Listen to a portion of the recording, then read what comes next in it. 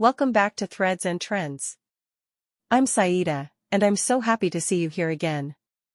If you're returning, that means you're ready to dive even deeper into the world of embroidery, and that makes me so excited. Last time, we explored the basics, and today, we're taking things a step further. In this session, I'll show you some essential embroidery techniques that will make your designs pop. Whether it's outlining, filling, or adding those delicate little details, these simple steps will take your creativity to the next level. Plus, I'll share a bonus tip to make your stitching smoother and more professional. By the end of this session, you'll feel more confident and ready to create something truly beautiful. Let's get started.